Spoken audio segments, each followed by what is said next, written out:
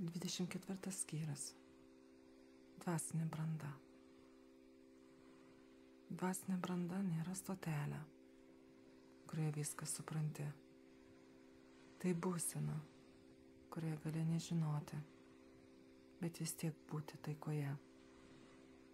Ji gimsta ne iš kontrolės, o iš pasitikėjimo.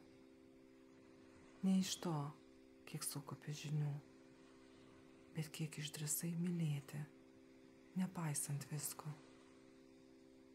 Branda reiškia gebėjimą priimti visus savo aspektus, ir šviesą, ir šešėlį. Nekovoti su jais, o apkabinti.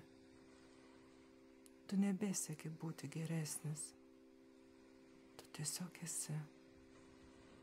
Ir tame buvime skleidžiasi tavo gilumas, tavo išmintis, tavo meilė.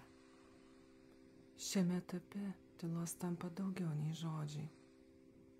Akys gilesnės nei sakiniai.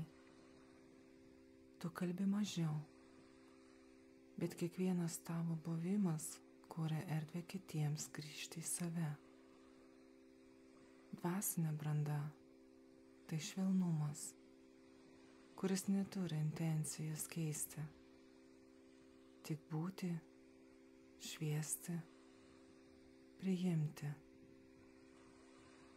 Kai pasieki šią stotį, nėra finalo, tik nuolatinė tėkmė. Bet tėkmė tampa rami, nes tavo šaknys dangaus gilumo ir tavo šviesa neišblėstanti.